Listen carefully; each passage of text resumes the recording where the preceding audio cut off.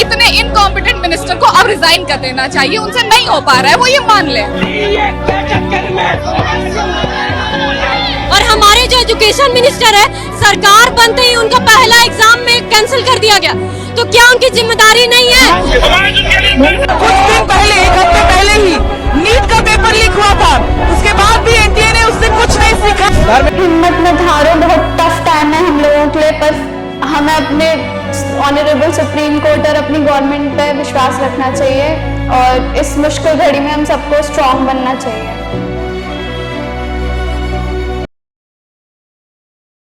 नमस्कार, मैं विकास गोस्वामी आपको बता दें पूरे देश में और नीट की परीक्षा को लेकर के आंदोलन चल रहा है और इसी को देखते हुए एक बच्चा जब अपने भविष्य की तैयारी करता है, नीट की परीक्षा या आईआईटी की परीक्षा, किसी और की परीक्षा, 8th 9th 10th 11th 12th तैयारी करने के बाद वो अपना फर्स्ट अटेम्प्ट देता है, सेकंड अटेम्प्ट देता है और थर्ड अटेम्प्ट देता है। थर्ड अटेम्प्ट पर उसको लगता है कि उसका पेपर 5-5 हजार रुपए में बिक गया और उसके बाद उसको पता चलता है कि उसका जो पेपर होने वाला है वो टेलीग्राम पर इधर से उधर पास किया जा रहा है। उसके बाद में उसको पता लगता है कि उसका पेपर लीक हो गया है।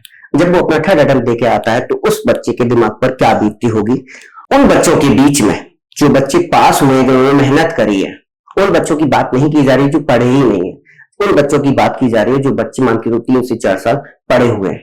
अगर पेपर रद्द होता है, वैसे तो सरकार ने जो सुप्रीम कोर्ट में जो केस चल रहा है, कई समूह के उम्मीदवारों ने केस चला है सुप्रीम कोर्ट में, अगर ये पेपर रद्द होता है तो वो बच्चे भी, उनकी मेहनत बेकार जाएगी जिन्होंने 3 से 4 साल मेहनत करी है। ऐसे ही गुड़िया मेरे पास में है बालूनी क्लासेस की, मथुरा में टॉप 5 कोचिंगों में जो आती है। अग्र में इसने सेकंड अटेम्प्ट अपना दिया है जिसे 720 में से आउट ऑफ 663 इसके मार्क्स है। अगर पेपर रद्द हुआ तो इसके बारे में क्या सोचती है, इसके बारे में हम इससे जानकारी करेंगे। बहुत बहुत स्वागत है। पहले तो आप मुझे इतना बताओ कि ये जो आंदोलन चल रहा है इस नीट पेपर को लेकर के, पिछले साल भी चला था, आपकी इसके बारे में क्या विचार है? ये कुछ हुआ तो है, जब इतने सारे बड़े बड़े लोग कह रहे हैं कि कोई दिक्कत आई है, बिहार में हुआ है, झारखंड में हुआ है, तो मतलब जो रैंक इन्फ्लेशन है वो बहुत ज्यादा, लाइक 4x और 5x रैंक इन्फ्लेशन है, जो किसी ने एक्सपेक्ट नहीं करा था। इतना रैंक इन्फ्लेशन है तो कुछ तो हुआ है। अच्छा, तो आप मुझे बताइए कि पेपर का जो पैटर्न आता है, जो पहले पेपर पैटर्न था वो उसकी अपेक्षा ये वाला बहुत ज्यादा सरल है? क्योंकि मैंने कई टीचरों से बात करी कि पेपर बहुत सरल आया है, क्या ऐसा पैटर्न है? नहीं, बहुत सरल तो नहीं कह सकते, मैंने पिछली बार भी दिया था, उसके कंपैरिजन में ये कह सकते हैं या तो सेम लेवल या थोड़ा सा सिंपल। ऐसे नहीं कह सकते कि बहुत सरल, लाइक जितना रैंक इन्फ्लेशन हुआ है वो एक्सेप्टेबल नहीं है। उस सरल मतलब जो डिफिकल्टी लेवल है और जो रैंक इन्फ्लेशन है वो दोनों एक दूसरे को कॉम्प्लीमेंट नहीं कर रहे हैं। तो आप इस पेपर की जो योजना है, सरकार की योजना है जो नीट परीक्षा कराती है, एनटीए कराती है, कई उम्मीदवारों के समूह ने इसे सुप्रीम कोर्ट में जन याचिका डाली है, हाई कोर्ट में इसका केस चल रहा है। अगर मान के चलो ये पेपर रद्द होता है तो आप कैसा महसूस करेंगे? क्योंकि आपके देखो, आप मुझे अभी बता रही थी ऑफ कैमरा कि आपके 663 नंबर है और आपने कॉलेज भी एसएन मेडिकल चुना है और भी बाकी के कॉलेज चुने, तो आप कैसे? बहुत दुख होगा। सबसे बड़ी बात यह है कि मोमेंटम टूट गया है। हमने तो अपनी मेहनत से करा है ना, हमने थोड़ी ना कुछ खरीदा, हमने थोड़ी ना पैसे दिए, इसमें हम जैसे पढ़ने वाले बच्चों की क्या गलती थी? पेपर रद्द होगा, चुनिंदा कुछ लोगों की वजह से हम जैसे बच्चों को फिर से भुगतना पड़ेगा। हमारा पूरा मोमेंटम टूट गया है, 2 महीने से हम पढ़े नहीं है।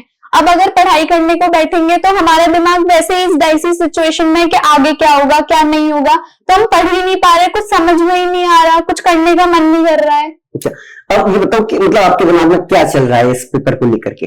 अब तो बस ये चल रहा है कि भगवान कैसे भी करके रद्द ना हो और जो हो रहा है वो सही हो जाए, सब बस रद्द ना हो, क्योंकि बहुत मेहनत करके इतने नंबर आए हैं और वो जो अप्रैल वाला मंथ एक एस्पिरेंट के लिए होता है ना, वो बहुत ज्यादा डिफिकल्ट होता है। अब उस फेज से गुजरने की फिर से हिम्मत नहीं हो रही है। और जो 63 जो बच्चे हैं उनके 720 में से 720 हैं और 6 बच्चे ऐसे हैं जो एक ही केंद्र से आते हैं। हाँ। तो ऐसा आपको लगता नहीं है कि 67 बच्चे 720 में से 720 रैंक और 1563 बच्चों को ग्रेस मार्क देना, क्या ये पहले भी होता था ग्रेस मार्क का सिस्टम कि ये अभी हुआ है? मैंने तो कभी नहीं सुना, मुझे तो ये भी नहीं आइडिया था। ग्रेस का सिस्टम मुझे बताओ कि ग्रेस मार्क्स कैसे दिए गए? मतलब उनने ये करा है जो पता चला है, जितना नॉलेज हम लोगों को, वैसे ट्रांसपेरेंट आप ग्रेस मार्क्स में आते हो? नहीं, मेरे तो day first to day last 663 marks ही थे और वही लास्ट में स्कोर कार्ड में भी उतने ही मार्क्स आए। अच्छा, तो ग्रेस मार्क्स का मुझे सिस्टम बताओ कैसे दे मतलब जो मैंने स्टडी करा है, मेरे को पता चला है वीडियोस देख के, और वो सब एनटीए तो ट्रांसपेरेंट है नहीं, वो तो कुछ बता नहीं रहा। तो उनने जो क्लैट 2018 का वर्डिक्ट लेके सुप्रीम कोर्ट का ऐसा करा है कि जिन बच्चों ने पीआईएल डाली ना, उनका उन लोगों ने ये करा कि जैसे आधा घंटा वेस्ट हुआ तो एक क्वेश्चन 1 मिनट का होता है नीट में। अच्छा, तो उनने आधे घंटे में 30 minute 30 question 30 into 4 120 number grace दे दिए। अच्छा, जिन बच्चों का आधा घंटा पेपर लेट शुरू हुआ, हाँ, उन लोगों को टाइम की जगह ग्रेस मार्क्स दे दिए। ग्रेस मार्क्स दे दी गई है। हाँ, और वो कहीं से जस्टिस मतलब कहीं से एक्सप्लेनेबल है ही नहीं। तो मतलब पेपर लेट शुरू हुआ है एक एग्जैक्ट टाइम से कि वो लेट पहुंचे हैं? लेट हुआ है पेपर शुरू, वो अच्छा, लोग लेट पहुंचेंगे। तो लेट शुरू होने का कारण क्या है? अब वो लोग जाने के, मतलब टीचर्स का कुछ हो गया या पेपर नहीं दिया टीचर्स ने, कुछ सेंटर पे दिक्कत हो गई। अच्छा। तो ऐसे मतलब पेपर लेट मिला उन लोगों को, तो उन लोगों ने सुप्रीम कोर्ट या हाई कोर्ट में, रिस्पेक्टिव हाई कोर्ट में पीआईएल डाली। अच्छा, याचिका तो उसके दिए। हाँ। ठीक है, तो ऐसा कितने सेंटरों पे हुआ, आप मुझे इतना बताएं। वो लोग 6 सेंटर बोल रहे हैं, जो उनने प्रेस कॉन्फ्रेंस करी थी एनटीए ने, तो 6 सेंटर बता रहे हैं। 1563 स्टूडेंट्स को दिया है। तो इसका जिम्मेदार एनटीए को होना चाहिए कि पेपर शुरू नहीं करवा पाया, कि वहां के जो सेंटर के जो ओनर्स हैं उनको होना चाहिए, कि वहां के टीचर्स हैं उनको होना चाहिए, किसको होना चाहिए? ये तो किसकी जिम्मेदारी होती है? ये तो वहां के सेंटर एनटीए सभी का एग्जाम करवाता है। इसमें ये चीज एनटीए नहीं देख सकता क्योंकि वहां तो 4,500 समथिंग सेंटर है। तो इस चीज को शायद सेंटर हेड जो होते हैं वहां के, उन लोगों को देखते हैं। तो आप मुझे इतना बताइए कि अगर आपके 663 मार्क्स आए हैं, आप कौन सा कॉलेज चुनना चाहते हैं? मुझे मेरे घर के सबसे ज्यादा पास एसएम मेडिकल कॉलेज आगरा है, तो मुझे तो वो अगर मान के चलो अगर आपको नहीं मिला तो आप क्या करोगे? फिर मुझे जो मिलेगा मैं ले लूंगी, क्योंकि एमबीबीएस तो करनी है ना। अब नेक्स्ट ईयर के भरोसे तो नहीं बैठ सकते, क्या पता अगली साल भी कुछ ऐसा हो जाए, तो इट्स बेटर कि ले लो जो मिल रहा है वो। अच्छा, तो आप मुझे बताइए कि कल जो उन बच्चों का पेपर है 1563 बच्चों का ग्रेस मार्क का, उसमें ऐसी संभावना नहीं है कि ये तो क्या वो पेपर लीक नहीं हो सकता? क्या वो पेपर नहीं खरीदा जा सकता? क्या वो टेलीग्राम पे पास नहीं होगा? क्या वो वीचैट पे या व्हाट्सएप पे नहीं आएगा? पता नहीं। आपके टेलीग्राम पे आया था पेपर? नहीं, मैं तो टेलीग्राम चलाती नहीं हूँ। व्हाट्सएप चलाती हो? हाँ, व्हाट्सएप चलाती हूँ। फेसबुक तो चलाती हो? नहीं। अच्छा, तो अब इस पूरे सिस्टम के बारे में क्या विचार है आपका? अब यही है कि अगली बार से जो हम फेस कर रहे हैं वो हमारे आगे वाली जनरेशन को ना फेस करना पड़े, और जो भी डिस्क्रिपेंसीज हैं एनटीए में वो सब सही हो जाए और आगे सब अच्छा चलता रहे। बच्चे इतना प्रेशर फिर से ना झेलना पड़े, जिस सिचुएशन से हम गो थ्रू हो रहे हैं उन लोगों को ना जाना पड़े। मुझे लास्ट सवाल आपसे ये है कि जो पहले जो पेपर आता था, जो आप बता रहे हो कि पहले कठिन पेपर आता था, तो ऐसा नहीं लगता है कि सरकार की कुछ ऐसी योजना है कि सारी कोचिंगों को बंद कर दिया जाए? तो इतना सरल पेपर देखने में तो 1563 वो बच्चों के हित में कर रहे हैं, क्योंकि कोचिंग सब बच्चे अफोर्ड नहीं कर सकते ना।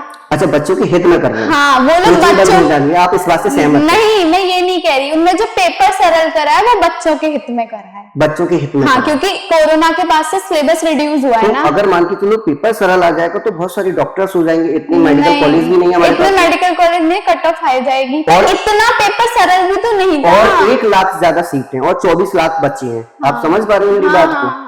अगर मान के चलो पेपर सरल कर देते हैं, 24 लाख बच्चों में से मान के चलो 5 लाख बच्चे पास हो जाते हैं और 1 लाख सीटें, बाकी के 4 लाख बच्चे कहाँ जाएंगे? तो वो तो हर साल पास होते हैं ना, क्वालिफाइंग नंबर तो बहुत कम होते हैं। अच्छा, पास तो हर साल होते हैं, पर मिलते तो फिर कट ऑफ, तभी तो कट ऑफ निकलती है। अच्छा, आप कितनी कट ऑफ गई है उसकी?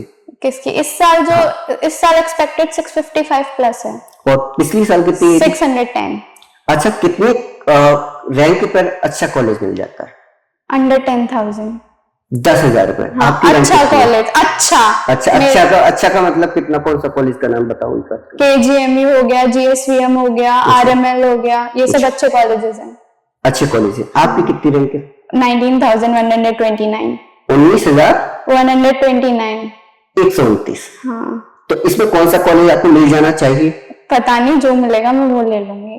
ठीक है, बाकी के अन्य बच्चों के लिए आप क्या कहना चाहते हैं, आप मुझे इतना बता दीजिए। हिम्मत मत हारो, बहुत टफ टाइम है हम लोगों के लिए, पर हमें अपने ऑनरेबल सुप्रीम कोर्ट और अपनी गवर्नमेंट पे विश्वास रखना चाहिए और इस मुश्किल घड़ी में हम सबको स्ट्रांग बनना चाहिए।